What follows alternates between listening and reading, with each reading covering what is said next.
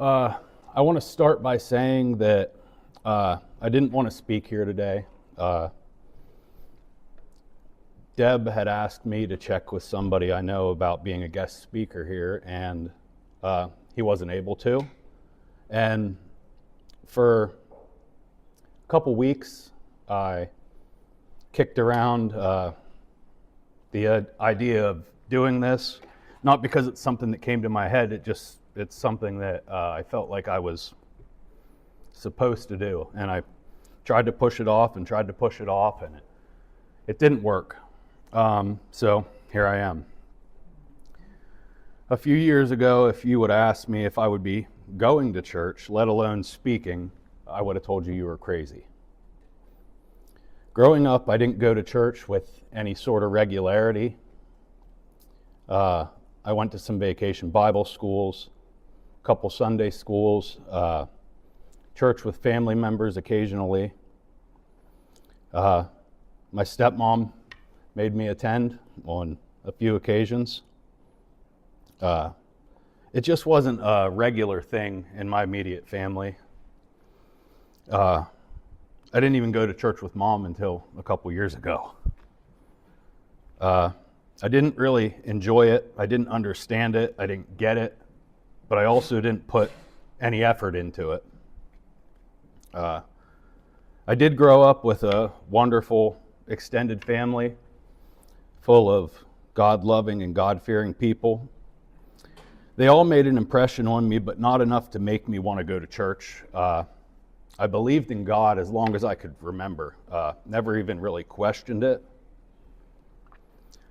I just never realized that I could and should have a personal relationship with Him, and why He would even want that from me. As many people here know, I always kind of went my own way. I never really took advice from anyone. I knew everything as a teenager and young adult. Got in trouble a lot. Got away with a lot more. Other than myself and God, nobody else in this world realizes how lucky I am to be alive today. I've always had someone looking out for me. Through all the poor decisions I made, nothing was ever my fault. Accountability wasn't even in my vocabulary. That all started to change in 2009 when I met my wife. For the first time in my life, I cared about someone else other than myself. It wasn't perfect.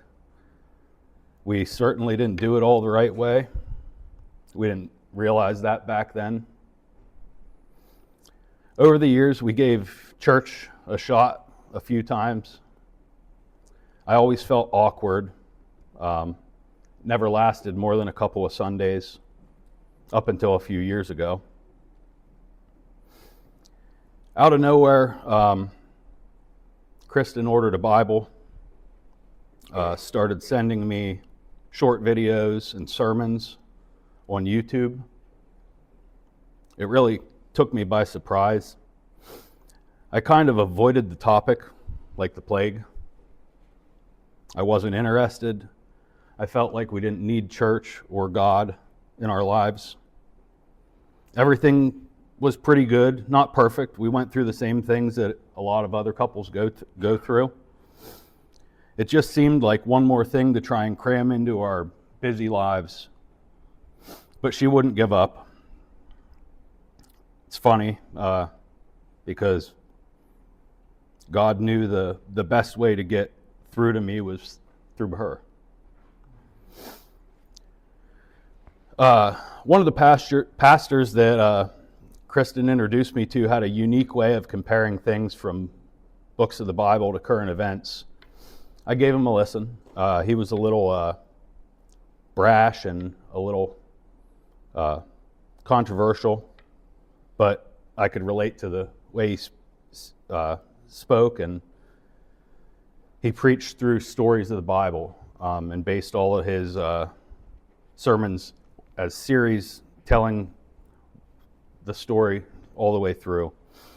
One of the sermon series that I listened to when I was kind of battling whether or not I wanted to get involved with going to church or anything like that was called New Days, Old Demons. It went through the story of Elijah and Elisha in 1st and 2nd Kings. Through listening to that, I bought a Bible for myself, started reading it. And that was when she brought up trying to go to church, and I was not really interested. And I was really struggling with that. And I just finished that sermon series on YouTube and was at work filling sample boxes. And we would put decking and siding samples in U.S. Postal Service boxes and stuff it with newspaper to fill the voids. And I just happened to be pulling random newspaper out of the box, and I opened a sheet to crumple it up, and there was one of those Bible comics.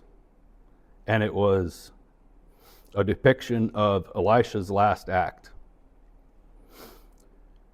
So I thought, that's weird, but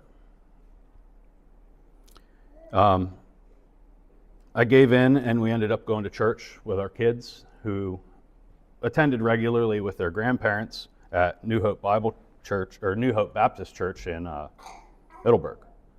And the first day that we went, there was a guest speaker there, and his sermon was on Elijah passing his cloak to Elisha.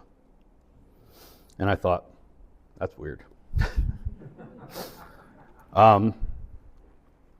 We started going to church on a pretty regular basis at that point in time, and my wife had got us tickets to see Daniel at Sight and Sound. Well, this pastor that I was listening to also had a sermon series on the book of Daniel, and I gave it a listen. And another day, packaging samples at work, I pulled open a sheet of newspaper, and there was another Bible comic depicting the statue that Nebuchadnezzar had built in that story. This point in time, I kind of start to realize that there's no coincidences. So over the period of about a year, I went from being very resistant to going to church to not wanting to miss a Sunday. From only ever praying to God when I needed something or wanted something, to making it a point to pray constantly for people I don't know, people I barely know. From turning a Christian radio station off in my wife's car. One of the songs that she remembers me turning off, we listened to live last night at Winter Jam. And now I turn a Christian station on in my car. I went from being irritated during the entire worship portion of our service here, making it a easy time to sneak off and go to the bathroom, to it being one of my favorite parts of the service. I went from being angry and bitter often to counting it all joy.